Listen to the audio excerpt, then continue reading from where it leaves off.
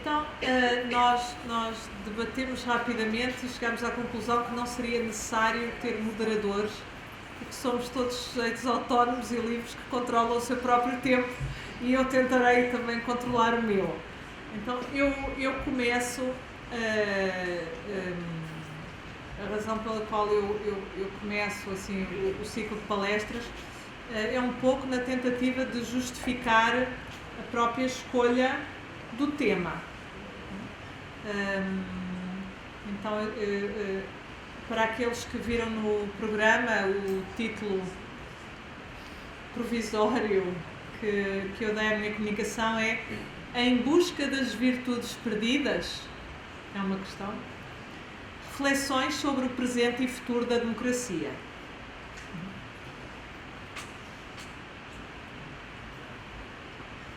Então, devo começar a abertura deste primeiro encontro do Grupo de Estudos Democráticos por uma justificação acerca do tema escolhido. Hoje, tudo parece nos forçar a questionar a democracia. O Brasil tem sido palco de tentativas quase cotidianas de desacreditar a democracia, como quer que a entendamos, seja como sistema político, como sistema social ou até como modo de vida. A situação parece dramática, pois assiste-se a uma polarização cada vez maior, mas esta polarização, ao mesmo tempo que se torna extremista, esvazia-se de conteúdo. A batalha das palavras parece inglória, impotente, absolutamente incapaz de oferecer estímulo e orientação para uma batalha dos corpos. A democracia parece afirmar-se cada vez mais como utopia, mas uma utopia que devemos abandonar, pelo menos para aqueles que ainda acreditam nela. Os paradoxos são evidentes. Em nome do ideal democrático e confrontado com a falha do sistema das práticas, devemos contentar-nos com o seu caráter utópico, como se utópico significasse aqui impossível. Ao mesmo tempo, a democracia, mesmo que apenas enquanto ideal, só existe e só se afirma como possibilidade, como espaço que tudo permite porque ainda não é, como espaço entre o necessário e o possível. O necessário está, obviamente, errado. Os sistemas de práticas são falhos quando comparados com as diferentes conceptualizações do ideal democrático. As paixões humanas parecem incapazes de orientar democraticamente a ação política. Pelo contrário, elas surgem no seu aspecto totalitário e totalizante, o que significa dizer excludente. A paixão que tudo é e tudo quer ocupa o espaço e o discurso. A razão é introduzida apenas com um tom instrumental, secundário, ou, na melhor das hipóteses, como forma rasa de tentativas de justificação e até legitimidade de uma ordem de coisas intolerável. Assim surge a questão: que papel cumpre a razão, a paixão e a utopia no projeto democrático? E se todo o projeto visa a sua realização, mesmo que de forma incompleta, como articular estas dimensões para torná-lo viável, isto é, para torná-lo execuível? A resposta não é simples, mas mesmo assim, aventurar-me-ei a dar uma. Como tenho dito em inúmeras oportunidades, há várias conceptualizações de democracia. Afirmo até que há tantas conceptualizações quanto instanciações democráticas. Podemos pensar na democracia como um método que nos permite escolher governantes. Esta era a posição de Schumpeter. Podemos pensar na democracia como escolha das elites, como Dahl. Ou podemos pensar na democracia como modo de vida, como Dewey.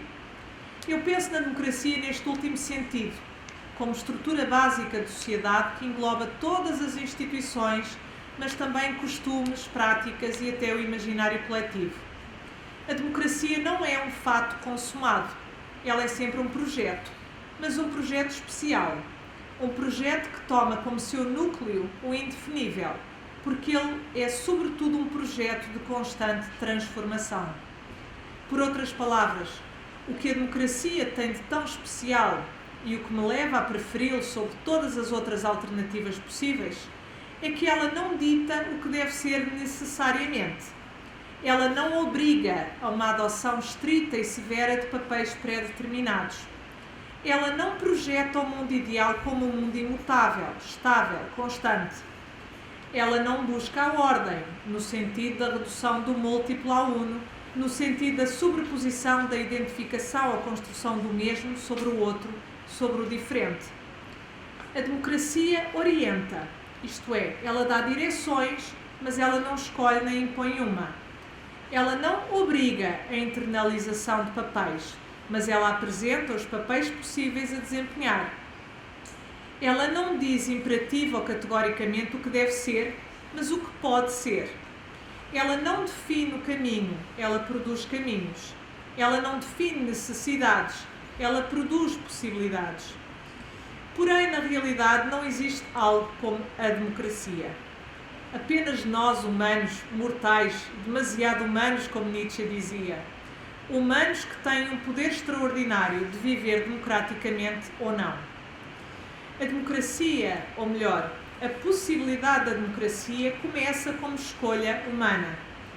Esse é o seu ato fundador, o ato da determinação do possível, da construção do possível sobre o necessário. Com ela nasce ou se materializa a liberdade, essa promessa que não tem qualquer sentido a não ser no horizonte democrático. O que nos leva a escolher a democracia sobre outras alternativas? Talvez Kant estivesse mesmo certo, pelo menos na intuição radical de que nós, humanos, temos algo que nos confere dignidade, isto é, valor em si mesmo, que não pode de forma alguma ser negociado ou trocado por outra coisa. A dignidade, e com ela a promessa de humanidade, é fundamental para o projeto democrático. É a dignidade, este conceito que tem uma história tão recente, que nos torna ou nos desvela enquanto iguais. Não iguais no sentido político ordinário, mas no sentido moral e no sentido político radical. Somos iguais enquanto sujeitos racionais, todos pertencemos a uma mesma comunidade em que aparecemos uns aos outros enquanto iguais porque racionais. A razão, porém, não pode ser instrumentalizada, como foi ao longo do século XIX e XX e atrever-me a dizer como é escandalosamente hoje. A razão é sinónimo de liberdade e manifesta-se na autonomia da nossa vontade. Claro, dirão, a autonomia de que Kant está a falar significa agir por dever. Por outras palavras, liberdade significa obediência à lei moral. Nada tem a ver com o entendimento comum de liberdade enquanto escolha entre inclinações diversas, o que seria heteronomia para Kant. Embora exista esse abismo interpretativo no conceito de liberdade ou autonomia, permanece algo comum, penso eu, para o nosso propósito, que para o nosso propósito é o mais relevante, a saber, a questão da responsabilidade pessoal. A democracia começa como escolha pessoal, a escolha de atribuir um valor intrínseco à pessoa humana. Essa escolha faz-se no horizonte da igualdade entre aqueles que aparecem e querem construir um mundo comum, um mundo democrático. O critério de dignidade torna-se supremo na conceptualização de justiça. Não uma justiça qualquer, mas uma justiça democrática. São essas premissas, por assim dizer, invisíveis, que suportam o projeto da democracia. A igualdade, radicada no conceito de dignidade, e a responsabilidade, radicada no conceito e experiência de liberdade, no horizonte comum de aparências, na esteira do que diria Arendt. A construção deste mundo não é, nem pode ser fácil. Por não sermos estritamente racionais, significa que haverá desentendimentos e dissensos acerca do que constitui ou constituiria o melhor de entre os mundos possíveis. Dito de outra forma, o fato de sermos influenciados por paixões, e não apenas pela razão, significa que haverá necessariamente desentendimentos quanto à ordenação das prioridades no mundo democrático e à própria constituição do sentido da experiência da vida em conjunto. Mas será que isso é mau? Isto é, será que a paixão, as paixões devem ser controladas, moldadas, orientadas, como se elas representassem o pior de nós, humanos, do nosso potencial? Será que a razão predomina de fato nas nossas vidas? Será que a razão deve predominar? Se sim, por que deveria? É interessante notar como a história que partilhamos, a história da filosofia política, promove uma narrativa de superioridade da razão sobre as paixões. Talvez por isso entenda melhor agora quando Arendt diz que não quer fazer filosofia política, porque a conotação é demasiado pesada, historicamente falando.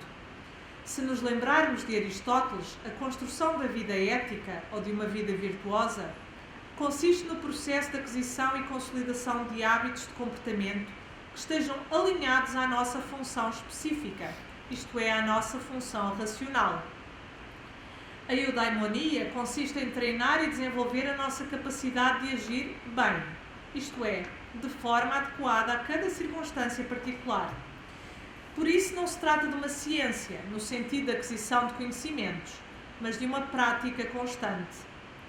Isto levanta duas questões interdependentes. A primeira questão tem a ver com o domínio da prática. A razão, enquanto nossa finalidade, cumpre-se na prática constante, diária, do desenvolvimento e aperfeiçoamento do caráter individual. Por outras palavras, a nossa finalidade enquanto seres racionais cumpre-se na prática da responsabilidade pessoal por cada ação. A segunda questão tem a ver com a relação entre razão e paixões. As paixões não são nem devem ser negligenciadas ou sublimadas. As paixões orientam a nossa vontade, isto é, elas dão direção à nossa ação. As paixões, como dirá Rousseau séculos mais tarde no segundo discurso, despertam a razão. É por as paixões existirem e terem um poder ou domínio sobre os seres humanos que a razão pode e começa a ser exercitada.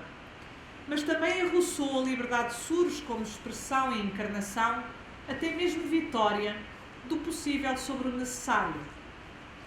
A liberdade, que é sempre ato de alguém, ato concreto, material, contingente, significa o trazer o mundo para si, sujeito, fazer do mundo seu, transformar o mundo de acordo com a sua vontade. A paixão desperta para a possibilidade da transformação do mundo, que, dirá Arendt, só se torna mundo porque é para nós. Se olharmos com o espírito de mero observador para o mundo em que vivemos, parece que encontramos um mundo fragmentado. Um mundo fragmentado de experiências, de conceitos, de práticas e de sentidos. A fragmentação começa pelo abismo entre a condição necessária da democracia, a liberdade enquanto responsabilidade e a igualdade enquanto dignidade, e a forma como nós, humanos, vivemos. A vida humana tem valor relativo, não absoluto. Se a dinâmica da exploração capitalista manifesta a total contradição entre o ideal democrático e o seu oposto, no Brasil torna-se mais flagrante pela multiplicidade de tipos de exploração. Não só exploração na esfera do trabalho, mas em todas as demais esferas. A esfera privada, que mais não é do que a tentativa de justificação de práticas opressoras no campo tornado invisível, isto é, não politicamente relevante. A esfera social e cultural, a esfera também invisível do imaginário coletivo, que reproduz estratégias de dominação já naturalizadas. As nossas experiências, tal como os conceitos e as práticas, parecem estar igualmente fragmentadas. A tendência à compartimentalização em tudo o que somos e fazemos gera rupturas no movimento de atribuição de sentido ao mundo em que vivemos. Dito por outras palavras, o mundo torna-se estranho a nós e nós tornamos-nos estranhos a nós mesmos. Este tema não é novidade. A questão da alienação e estranhamento vem sido desenvolvida sistematicamente desde Marx e continua um dos aspectos marcantes na teoria crítica. Porém, esta mesma experiência que reconhecemos, pelo menos intelectualmente, como alienante, torna-se natural, familiar e quase necessária. O perigo da alienação não é ela existir, mas sim ela tornar-se o único modo de existência humana. A naturalização da alienação não é problemática apenas porque ela retiraria dos humanos a possibilidade da liberdade, Ela é problemática porque ela se constrói e se consolida progressivamente como necessária. A necessidade retira a possibilidade da imaginação, da criação, da resistência e da ruptura que tão bem caracterizam o impulso democrático. A redução da nossa existência à necessidade representa o fim da nossa humanidade. A razão instrumental ou instrumentalizada cumpre um papel fundamental nesta tarefa de desumanização. Ela justifica o corte progressivo do imaginário e da prática da imaginação. Ela obriga a projetar o futuro com vista no passado. As lutas ideológicas esvaziam-se de sentido. Esquerda e direita se confundem em agendas de centro que tudo e nada querem dizer. A política consolida-se como seu oposto. A política, a mera burocracia, a gestão e manipulação dos corpos, das multidões convertidas discursivamente no povo soberano. O povo, não esqueçamos, pode ser sempre soberano, mesmo depois da democracia morrer. A diferença é que o povo passa a estar encarnado no líder político. O perigo das multidões e suas paixões desgovernadas, isto é, sem governo possível, é superado pela recondução dos muitos diferentes ao idêntico a si mesmo. A reconciliação entre os opostos significa o fim da política, mas dizem alguns que esse fim é o preço necessário a pagar pela paz, pela ordem e pela segurança. Num cenário que nos expõe permanentemente ao que não deve ser, ao que está errado, e que em simultâneo mina as possibilidades da associação entre as pessoas, a impotência e a descrença tornam-se dominantes. O individualismo exacerbado, a experiência sentida pela atomização social e a manipulação tirana das maiorias, que de maioria têm apenas o nome, cria todas as condições para que o novo despotismo emerja. Um despotismo suave, mas completo, que domina os corpos e as almas. Esta era, afinal, a teoria e prenúncio de Tocqueville em Democracia na América. Não nos iludamos. Quando a política morre, a democracia morre com ela. E nós, de alguma forma, morremos juntos. Tornamo-nos átomos, instrumentos singulares na mão de uma vontade que não é e nunca será a nossa. Prescindimos da nossa existência com sentido e aceitamos reduzir-nos e a nossa vida à luta pela sobrevivência. Vivemos apenas para morrer. É esta a vida que queremos? É esta a vida que merecemos? Como resgatar o projeto democrático? E agora entramos na secção da Em Busca das Virtudes Perdidas, ou como superar a superficialidade da existência. No início de um texto de 64, intitulado Algumas Questões da Filosofia Moral, a propósito de Churchill, Hannah Arendt diz, e cito, é como se, apesar do passar dos séculos, alguma eminência permanente do espírito humano aparecesse por um breve momento na história para mostrar que o que faz a grandeza, seja a nobreza, a dignidade, a coragem ou outra, permanece essencialmente a mesma coisa ao longo dos séculos. Fim de citação. Citação livre. Churchill anteviu nos anos 30 o que viria a acontecer pouco tempo depois, a saber, o fato de que aquilo que no momento inicial tomamos como evidente, do ponto de vista moral se torna completamente irrelevante e é facilmente substituído por outros valores. Entramos aqui numa questão que me parece crucial para pensar o futuro da democracia, ou posto de outra forma, o nosso futuro enquanto humanos, isto é, enquanto seres conscientes e sensíveis que estão comprometidos com a criação de um mundo comum. A moral não é uma opção. Como defendi num outro momento, a moral explícita na ideia de liberdade e dignidade humana constrói a possibilidade da própria humanidade e, com ela, a possibilidade da atribuição de um sentido a ações coletivas que, de outra forma, nada mais seriam senão manifestações confusas de uma multidão dispersa e caótica. Do ponto de vista do projeto de criação de um mundo comum, isto é, do mundo democrático, percebemos como a construção do possível deve invariavelmente apoiar-se numa grelha conceptual moral, mesmo que esta permaneça invisível. Esta grelha pode ser simplesmente descrita como a definição do que é certo ou errado. A história da filosofia política oferece-nos critérios que justificam a atribuição do certo e errado à conduta humana. Uma estratégia recorrente é tomar a lei natural, hipotética, como critério máximo. Outra seria, à luz de Kant, postular o princípio da autonomia e traduzi-lo na necessidade do imperativo categórico e seu teste de universalização das máximas. De uma forma ou de outra, existe um apelo a algo de universal ou universalmente reconhecível por nós, humanos.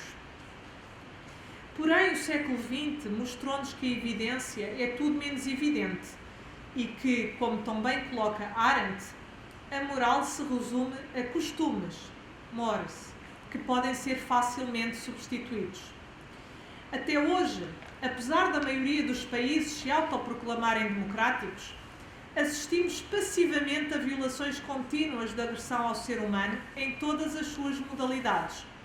Na modalidade da guerra do confronto armado, na modalidade da guerra económica, da guerra diária, da luta pela sobrevivência, da guerra implícita na ausência de condições mínimas para uma vida digna. Isso revela que, afinal, a moral não é evidente, não é universal e, com certeza, não é necessária. Pelo menos não no sentido de que todos os seres humanos reconheceriam um código moral como válido. Nietzsche já nos havia prevenido do paradoxo de trazer para o mundo dos humanos valores transcendentes. Por isso a vida, para Nietzsche, era o valor supremo.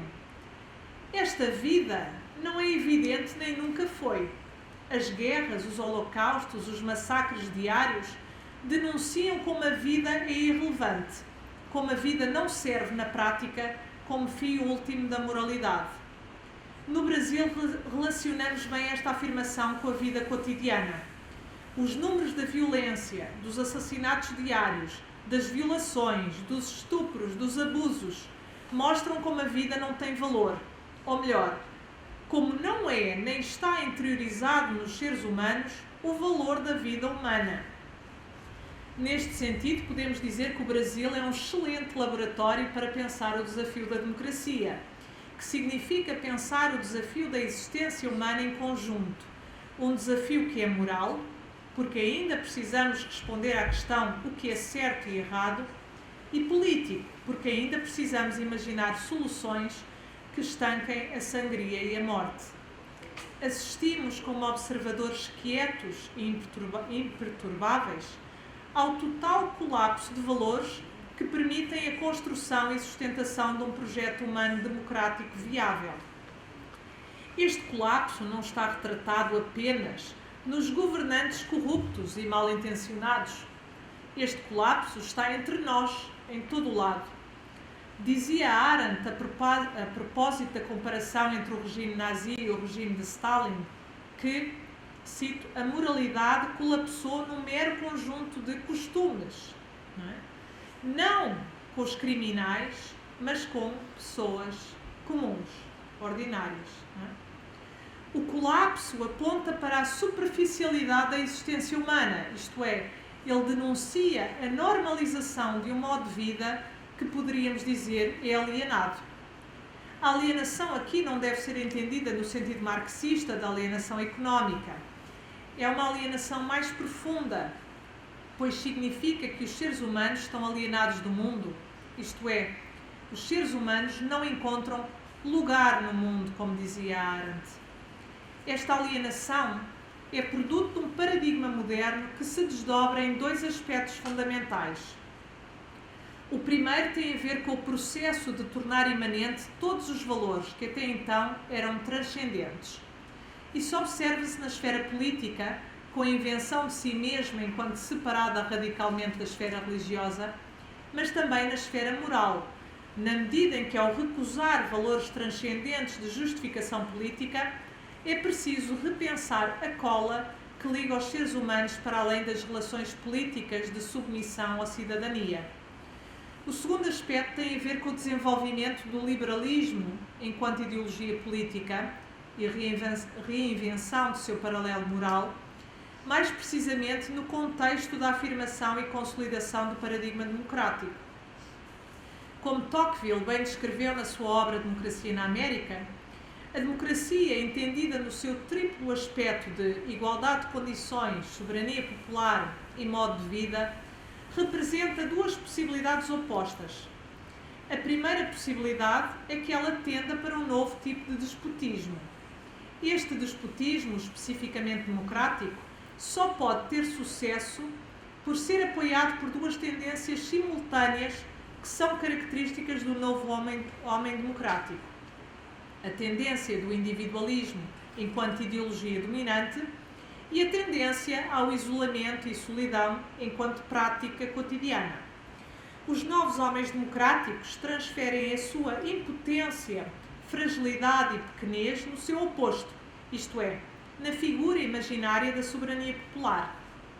Nada sou sozinho, tudo sou, não com os outros, homens reais, mas com o outro, abstrato universal que representa os seres reais. A pertença ao todo é dirigida e condicionada pela maioria, que dita, tiranicamente, uma vontade que transcende todos, mas na qual todos se espelham. Este despotismo manifesta-se na progressiva alienação dos indivíduos do corpo social. A outra possibilidade encontra-se na determinação de contrapesos às tendências negativas intrínsecas ao novo paradigma. Se o individualismo é fato, há que compensá-lo com a experiência da associação. Se o povo é ficção, há que compensá-lo pela experiência de nós, conjunto de seres humanos reunidos para um propósito comum. A reinvenção de um povo não se perde no abstrato porque cultiva a prática da associação política e nessa prática fica salvaguardada a experiência da liberdade. É esta experiência do comum, do mundo comum, que parece estar em xeque hoje. O colapso existe a partir do momento em que o comum deixa de ser prática e, com isto, deixa de ter sentido. A moral só existe entre nós e para nós. Se os sujeitos, nós, no plural, deixam de existir enquanto nós e se reduzem a eus, então estamos exatamente no mesmo lugar conceptual onde a moral se reduz a costumes que podem facilmente ser substituídos por quaisquer outros. Assim, para conseguir imaginar a construção de um mundo comum, é preciso confrontar o que nos tornamos hoje. Somos filhos da modernidade, deste processo e movimento de ruptura com o dogma, o absoluto e o transcendente, e permanecemos isso, modernos, que levaram o processo da modernidade ao seu fim, ou melhor, à sua finalidade, a busca de uma autossustentação para uma grelha de valores, morais ou políticos. Paré dizia que, cito, quando Nietzsche anunciou a morte de Deus e o nihilismo que isso implicava, ele tornava explícito apenas o que já estava implicado na mudança iniciada do século XVII, isto é, a modernidade. Fim de citação. Por outras palavras, o momento em que mais precisamos de uma fundação, ou melhor, de uma justificação que nos faça reconhecer a necessidade de valores, torna-se o momento em que todos os valores se reduzem a um conjunto de costumes, instáveis, frágeis, supérfluos e não necessários. Arendt, mais uma vez, foi a autora que mais bem compreendeu este paradoxo, ou esta tensão entre a moral e a política, a partir da perda de fundação para ambas as esferas.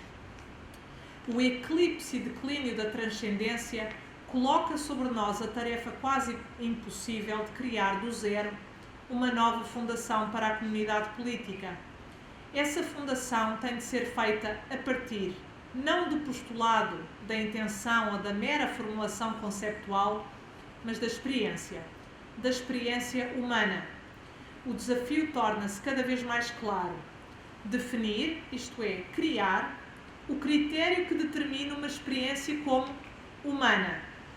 A palavra humana aqui deve ser entendida não como mera descrição da experiência, como adjetivo ou propriedade acidental, mas sim como valor com caráter prescritivo. O problema do fundamento ou da fundação da moral tem acompanhado a história da filosofia. Autores nos ofereceram ao longo do tempo diferentes propostas. Aristóteles, com o que viria a ser conhecido como uma ética das virtudes, John Stuart Mill com o utilitarismo e Kant com o seu projeto moral específico. Kant era moderno, e se há um autor que bem representa a consolidação da modernidade, é ele. Como Foucault bem nota, Kant é o autor que coloca o presente como problema. A época do esclarecimento ou iluminismo é essa época de questionamento, de crítica à própria razão, de busca e afirmação de uma autonomia individual, mesmo que postulada. Não é por acaso que o problema do fundamento da moral ocupa um lugar tão central na obra kantiana. Se vivemos em época de crítica, é preciso ir à raiz das nossas crenças e buscar justificação para elas, ou superá-las pela ausência destas. É na fundamentação da metafísica dos costumes que Kant oferece um argumento metaético necessário ao seu projeto normativo. É preciso garantir a condição de possibilidade da moral, isto é, mostrar que a distinção entre certo e errado não só é absoluta, como é também reconhecível por todos os seres humanos enquanto seres racionais. É com isto em mente, penso, que Arendt caracteriza o impulso moderno da fundação de uma moral que tem que ser necessariamente universal. Ora, a universalidade da moral reside no princípio metafísico da autonomia. Por outras palavras, a ideia de liberdade manifesta-se como fato da razão, que pela simples razão de existir enquanto ideia, não precisa provar a sua existência como se fosse um facto natural. O elo entre razão e liberdade é representado na figura do ser humano, enquanto ser racional, enquanto ser autónomo, isto é, capaz de determinar a sua vontade simplesmente pela razão, sem recurso a qualquer móvel externo. Esta universalidade implícita na razão unificada e unificadora traduz-se no seu esplendor num outro conceito que se tornou familiar desde então e que perdura até hoje, a saber, o conceito de dignidade. Diz Kant que a dignidade quer dizer um valor incondicional, incomparável, cuja avaliação que qualquer ser racional sobre ele faça, só a palavra respeito pode exprimir convenientemente. A autonomia é, pois, o fundamento da dignidade da natureza humana e de toda a natureza racional. Esta noção de dignidade conduz à crença de que, e cito, Arendt, não pode haver novas descobertas na filosofia moral, de que o que é certo e o que é errado sempre foi conhecido. Concordamos que a premissa básica de toda a filosofia moral, que é melhor sofrer o mal do que cometer o mal, mas a convicção de que este depoimento é autoevidente para qualquer pessoa sã, não sobreviveu ao teste do tempo. Pelo contrário, as nossas próprias experiências parecem afirmar que os nomes originais destas questões, mores e ethos, que implicam que eles são apenas maneiras, costumes e hábitos, podem de alguma forma ser mais adequados do que aquilo que os filósofos pensaram. Apesar disso, não estávamos preparados para julgar a filosofia moral pela janela por esta razão, pois tomamos o acordo do pensamento filosófico e religioso sobre esta questão como pesando tanto como a origem etimológica das palavras que usamos e as experiências que nós mesmos tivemos. Fim de citação. O problema com as proposições morais é que elas supõem algum tipo de demonstração. Se são autoevidentes, isso significa que todos as reconhecem enquanto tal. Mas, obviamente, esse parece não ser o caso, o que implica buscar um outro tipo de justificação capaz de provar a verdade que cada proposição moral reclama para si.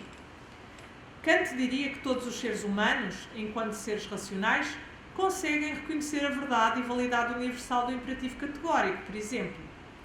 Porém, o século XX provou que esse não é o caso. O teste da universalização não funciona. Onde está a culpa? Será que a culpa é nossa, que postulamos a existência de algo que não existe, isto é, a moral?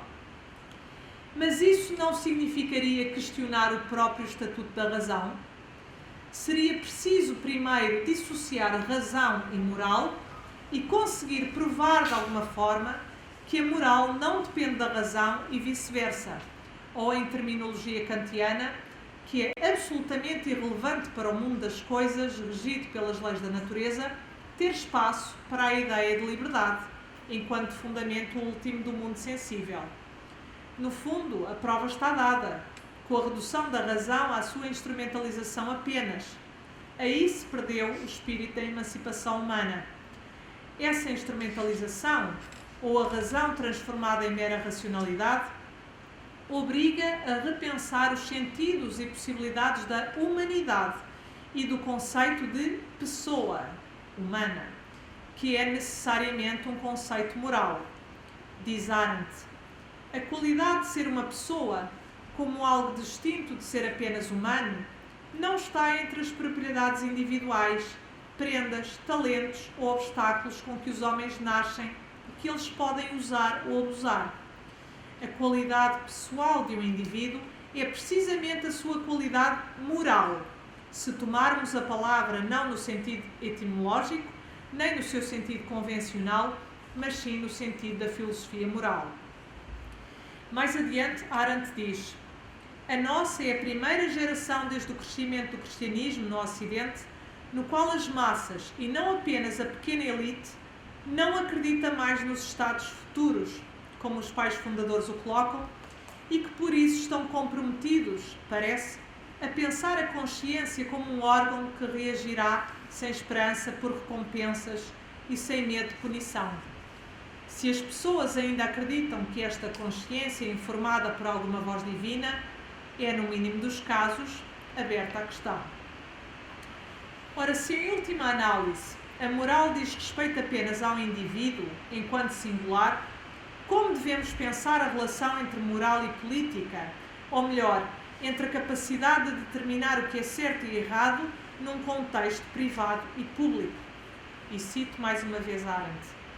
O problema com os criminosos do regime nazi era precisamente que eles renunciaram voluntariamente a todas as qualidades pessoais, como se ninguém fosse deixado para ser punido ou perdoado. Eles protestaram vezes sem conta que nunca cometeram nada por iniciativa própria, que não tinham intenções, boas ou más, e que eles apenas obedeceram a ordens. Para colocar de outra forma, o maior mal perpetrado é o mal cometido por ninguém, isto é, por seres humanos que se recusam a ser pessoas. Dentro desta grelha conceptual, destas considerações, poderíamos dizer que os malfeitores que se recusam a pensar por si mesmos sobre o que estão fazendo e que também se recusam, em retrospectiva, a pensar sobre isso, isto é, a voltar atrás e lembrar o que fizeram, isto é, techuvá ou arrependimento, falharam para constituírem-se como alguéns. Ao permanecerem teimosamente como ninguéms, eles provam ser inaptos para relações com outros, que, bons, maus ou indiferentes, são pelo menos pessoas. Fim de citação. Estas passagens ecoam a metafísica dos costumes de Kant quando o autor diz que somente o homem considerado como pessoa, isto é, como sujeito de uma razão prática ou moral, eleva-se acima de qualquer preço. O que é que o Kant nos está a dizer? Que o homem, enquanto ser natural, tem um valor vulgar, ou seja, só tem valor externo da sua utilidade, valor de um homem perante outro, como ele diz. Mas só como ser numénico é que tem valor em si mesmo, é que tem dignidade, é que tem valor absoluto e que por isso gera respeito por ele. Diz Kant logo de seguida: a humanidade em sua pessoa é o objeto do respeito que ele pode exigir de todos os outros seres humanos. do qual, porém, ele também não deve privar-se. Ele pode e deve-se avaliar, portanto, segundo o padrão de medida, tanto pequeno como grande, conforme se considere como ser sensível, segundo sua natureza animal, ou como ser inteligível, segundo sua disposição moral.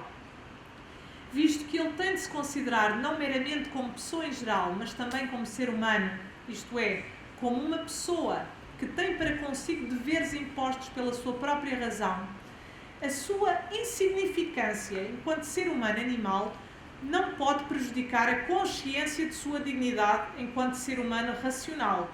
E em consideração a este último, ele não deve negar a autoestima moral. Isto é, ele não deve tentar obter de maneira servil ou subserviente um fim que é em si mesmo dever, como se tentasse obter um favor. Não deve negar sua dignidade, mas conservar sempre a consciência da sublimidade da sua disposição moral, e esta autoestima é um dever do ser humano para consigo mesmo. Fim de citação. Os ninguéms recusam-se a ser pessoas, isto é, a verem-se a si mesmos como seres morais. Mas os ninguéms são ninguéms num outro sentido. Eles têm valor apenas instrumental e são necessariamente substituíveis. Por não terem dignidade, são incapazes de reconhecer a dignidade de outrem e assim cometem facilmente o mal. Os ninguéms abdicam do seu próprio valor e, ao fazê-lo, perdem o critério que lhes permitiria julgar. Arendt é kantiana na forma como aborda o problema moral, mas também político. Ela pressentiu que a tarefa crítica não se esgotava no tempo. A tarefa crítica de levar a razão a tribunal e, de forma subjetiva, de nos levarmos a nós mesmos a tribunal, não tem fim. A tarefa crítica apresenta-se como necessária e permanente, sobretudo para quem se recusa a ser dominado, subjugado por outro. A tarefa crítica surge, nesse sentido, como obrigação, como dever, um dever que arriscaria a dizer é moral, ou, por outras palavras, a tarefa crítica é a luta permanente pela atribuição de sentido moral ao mundo. Arendt reconhecia os desafios da filosofia moral e política, os desafios e peso da história e dos jargões. Talvez por isso a sua postura escrita fosse mais fenomenológica. Talvez a escolha revele a inconformidade intrínseca à crítica. Inconformidade por não se conformar com os absolutos ou com as suas negações correspondentes, o que seria a consciência da falta de fundamento da moral. Inconformidade num outro sentido, a saber, no sentido de não abdicar da busca desse sentido, desse fundamento, mesmo que redefinido enquanto autofundamentação. Que papel cumpre, afinal, a categoria de experiência humana, senão a de autofundamentação? A questão que se coloca hoje não é apenas como chegamos aqui, mas para onde queremos ir. Que tipo de seres nos queremos tornar? Ninguéms, anónimos e desprovidos de humanidade, ou, pelo contrário, pessoas? Kant acreditava que todos os homens possuíam consciência moral. Hoje, provavelmente, não encontraremos filósofos que defendem a existência real de uma consciência moral. Porém, se no momento inicial podemos assentir a essa resistência contemporânea, logo ela se nos devolve como necessidade que precisa ser enraizada em algum lugar, em alguma coisa. O conceito de consciência moral, mesmo que não exista como propriedade física real de um ser, precisa existir se não quisermos abdicar de algum conceito de liberdade humana. Por outras palavras, sem consciência moral perde-se o conceito e o princípio da responsabilidade. Sem consciência moral, sem responsabilidade, estaremos condenados a nos tornarmos irremediavelmente ninguéms. E agora entro no finalzinho da apresentação sobre que esperança é possível. Então, escrevi até agora convicta de que é possível resistir a este convite mal formulado de nos tornarmos ninguéms. A resistência é o primeiro ato de liberdade e por isso prova que a liberdade, enquanto ideia da razão, existe. Mas perguntam, que esperança é possível se a maioria está disposta a abdicar da sua responsabilidade pessoal? Isto é, se a maioria se ajusta tão facilmente à transmutação de valores e critérios de correção, ou até do que é ou não permitido fazer, pensar, imaginar. Retorno a Kant. Na segunda secção da Metafísica dos Costumes, Kant diz que o primeiro comando de todos os deveres para consigo mesmo é: conheça a si mesmo. Ele diz: este comando é: conheça, examine, sonde a si mesmo, não segundo sua perfeição física, mas antes segundo a perfeição moral em relação ao seu dever. Conheça seu coração, se ele é bom ou mau, se a fonte de suas ações é pura ou impura, e o que pode ser atribuído ao próprio homem, ou como originariamente pertencente à sua substância, ou como derivado, e o que pode pertencer ao estado moral. O autoconhecimento moral, que exige penetrar nas profundezas do coração mais difíceis de sondar, é o início de toda a sabedoria humana. Com efeito, esta sabedoria, que consiste na concordância da vontade de um ser com o fim terminal, demanda do homem, em primeiro lugar, a remoção dos obstáculos internos de uma vontade má aninhada nele, e, em seguida, o desenvolvimento da disposição originária e inalienável de uma boa vontade. Fim de citação. Daqui podemos fazer as associações necessárias com o último Foucault, que nós vimos no curso, sobretudo o Foucault do último curso do Collège de France sobre o governo de si e o governo dos outros, mas também com Arendt. Sem entrar neste diálogo direto, quero reter a importância do conhece-te a ti mesmo, ou do examina-te a ti mesmo, esse mesmo imperativo socrático que determina o tom de toda a investidura filosófica. Este imperativo pode ser interpretado como o outro lado do sapere aude kantiano.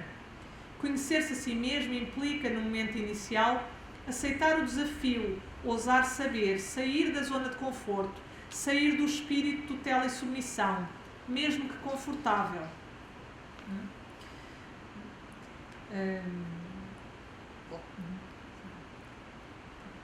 Lembra a fábula, há uma pequena fábula de La Fontaine, que eu não sei se conhecem, do lobo e do cachorro, em que o lobo, escaselado, muito magro, cheio de fome, olha para o cachorro, muito bonito, rechonchudo, um pelo bem tratado, com muito bom ar, e o cachorro conta-lhe assim a alegria, a felicidade que tem, porque tem um dono que trata dele, cuida do pelo, dá-lhe comida maravilhosa, e o lobo a certa altura está encantado, não é? Convencido de que é maravilhoso ter um dono, e ele olha para o pescoço do cachorro e vê uma marca e diz: que marca é essa que tens no pescoço? Ele diz: esta marca, isto é de uma coleira que o meu dono me põe à noite para eu não fugir.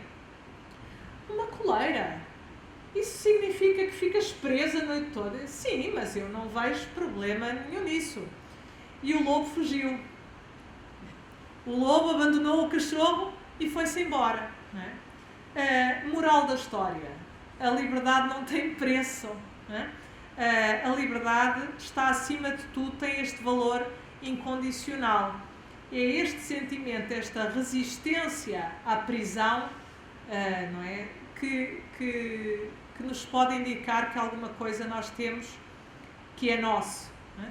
Mas, mais uma vez, essa liberdade, essa consciência de liberdade, que o cachorro obviamente não tem, implica ousadia, riscos, perigos, não é? Inclusive é perigo de vida, porque o lobo preferiu correr o risco de se calhar morrer de fome e no frio do que aceitar ter um dono. Não é? Então talvez ele correu o risco de, não é, morrer, mas ele aceitou esse risco. Então eu termino com uma questão, não é? Podemos considerar a seguinte hipótese: nem todos os seres humanos são pessoas ou têm a capacidade de se tornarem pessoas. Se nos lembrarmos de Aristóteles na sua Ética a Nicômaco, percebemos que a virtude não é inata. Ela não é produto de bons hábitos, de treino ou de disciplina. Aliás, ela é produto de bons hábitos, treino e disciplina, mas ela não é inata, nós não nascemos virtuosos. Significaria isso que então alguns seres humanos estão mais propensos a tornarem-se ninguéms do que outros? Ou pelo contrário, será a possibilidade de virtude, de consciência moral, de responsabilidade pessoal uma raridade, ao contrário do que Kant pensava?